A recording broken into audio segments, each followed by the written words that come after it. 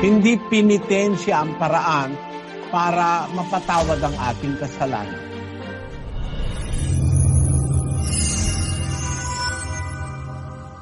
Sa Biblia, wala namang mahal na araw. Wala naman nung salitang mahal na araw.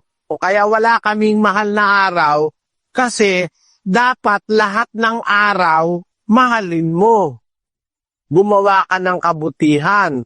Basahin natin sa Roma. Ganito ang sinasabi sa Kapitulo 14, 5 ng Roma, kapatid na Daniel. May nagmamahal sa isang araw ng higit kaysa iba. May ibang nagmamahal sa bawat araw. Bawat isa'y magtibay sa kanyang sariling pag-iisip. Ang nagmamahal sa araw ay minamahal ito sa Panginoon. At ang kumakain ay kumakain sa Panginoon sapagkat siya'y nagpapasalamat sa Diyos. At ang hindi kumakain ay hindi kumakain sa Panginoon at nagpapasalamat sa Diyos. Ayon. Maliwanag dyan ang sabi ni San Pablo, may nagmamahal sa isang araw higit kaysa iba. May ibang nagmamahal sa bawat araw. Ayon. Kaya, depende na yun sa nagmamahal. Bawa, minamahal mo yung araw, nagiging mahal yung araw para sa'yo. Mahal yung araw sa'yo. Merong, ang mahal niya, isang araw higit sa iba. Meron naman, mahal niya lahat ng araw. Alam mo kapatid, kung sa Biblia natin kukunin, sa diwa ng Kristyanismo, araw-araw dapat maging mahal na araw sa atin . Basahin natin ang 9:23 ng Lucas. At sinabi niya sa lahat, kung ang sino mang tao ay ibig sumunod sa akin, ay tumanggi sa kanyang sarili, at pasanin sa araw-araw ang kanyang krus at sumunod sa akin. Meron tayong katungkulang sumunod kay Kristo . Magpasa ng krus araw-araw. Ang krus na yan, pinapasan yan araw-araw. Hindi naman tuwing mahal na araw. Yung krus na yan, hindi literal na krus.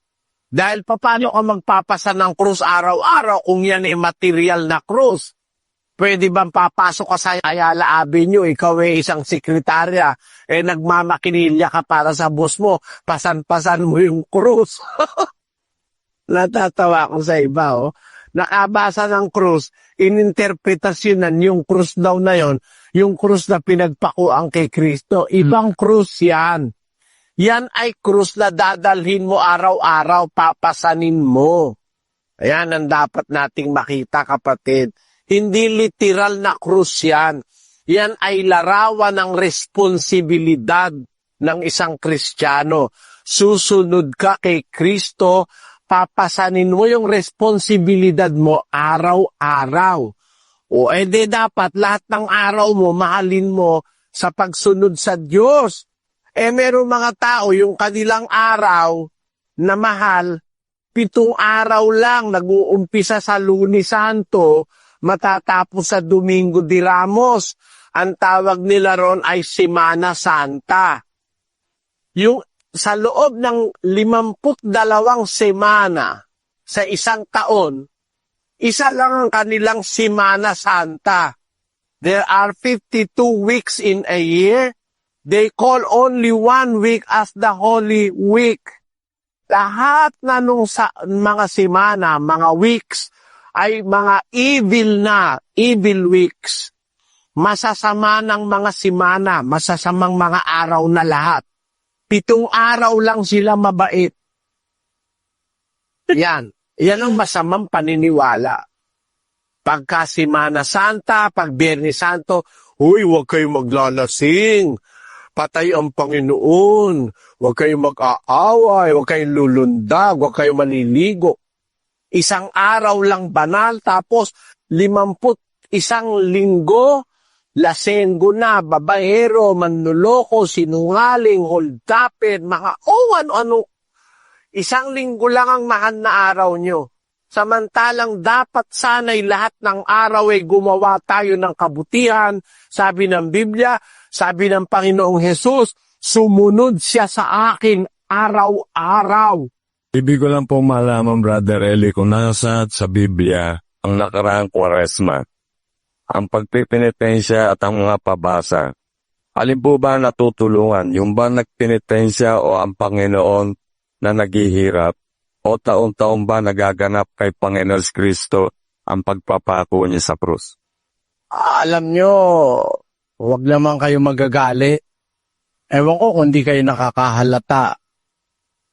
Di ba pagka Pasko, pag Pasko ng kapanganakan, di ba lagi December 25? Di ba December 25 yung Pasko?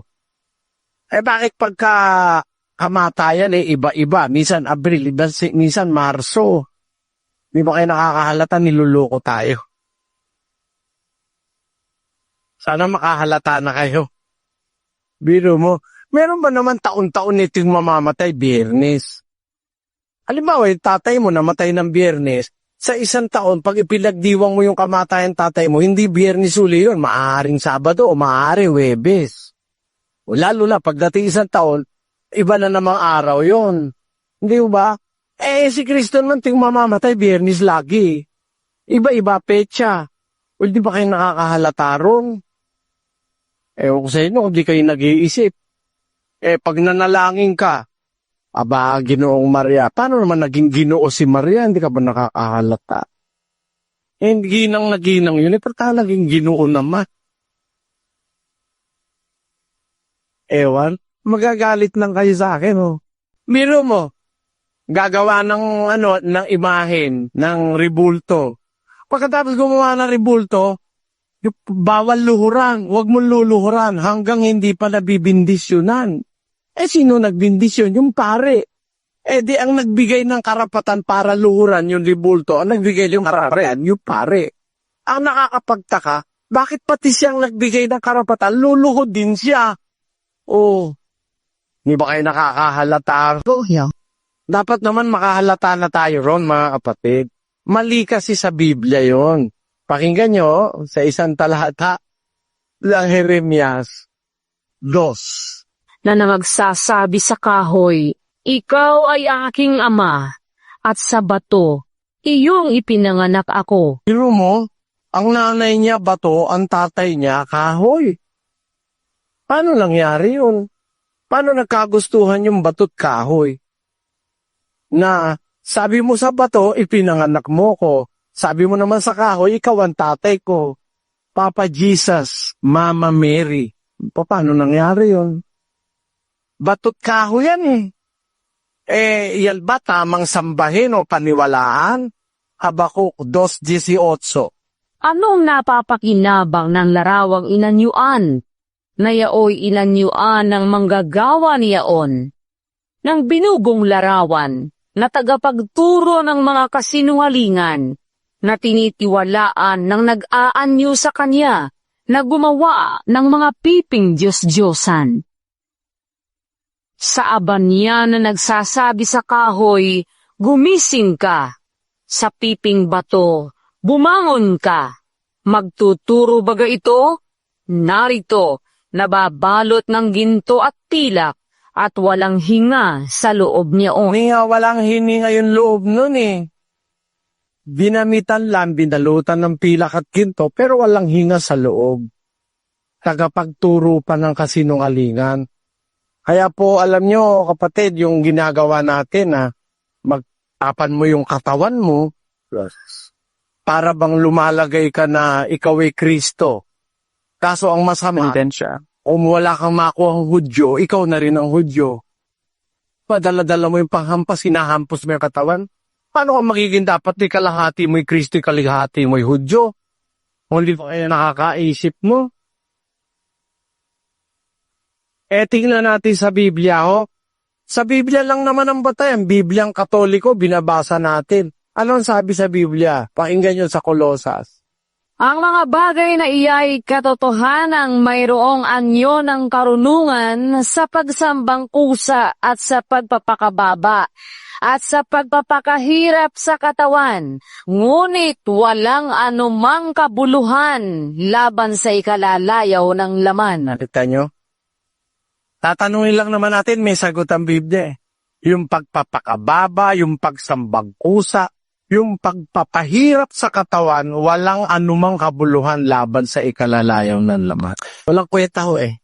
Ang katunayan, yung naggaganon, taon-taon, lasenggo, pagkatapos ng mahal na araw, lasenggo uli. Hindi man nagpambago yun eh.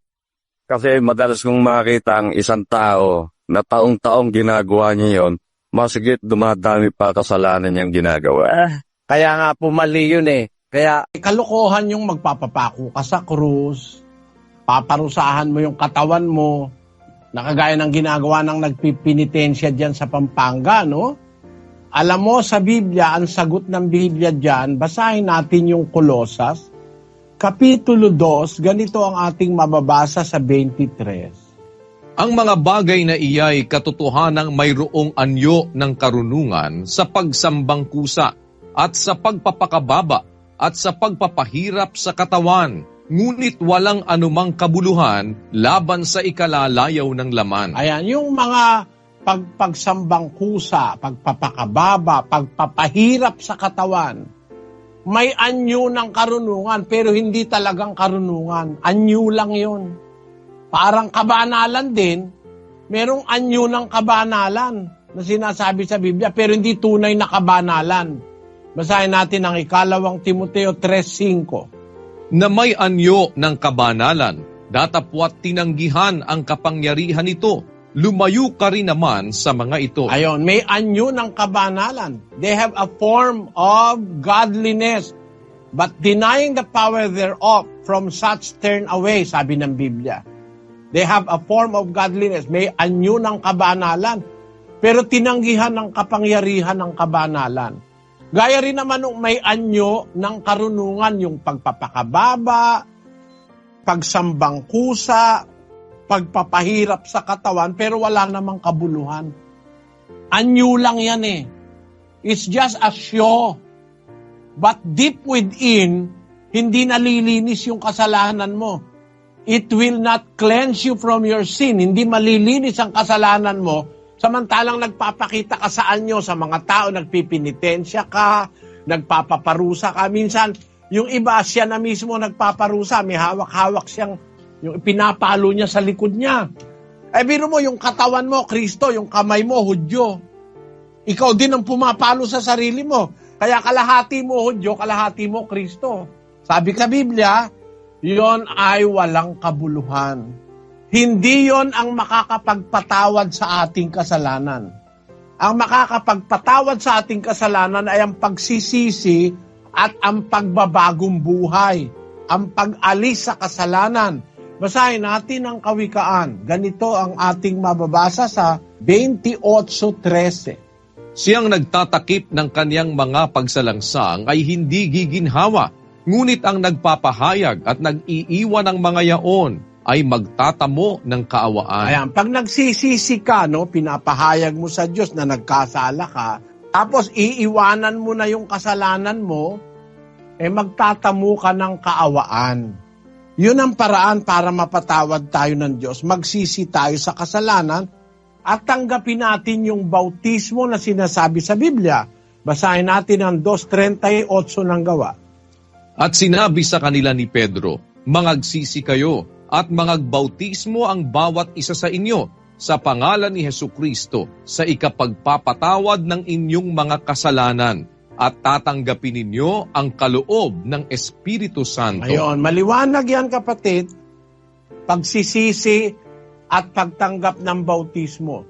Magsisi kayo, magbautismo kayo sa ikapagpapatawad ng inyong kasalanan. Tatanggapin mo pa yung kaloob ng Espiritu Santo. Yun ang nakasulat sa Biblia. Hindi pinitensya ang paraan para mapatawad ang ating kasalanan.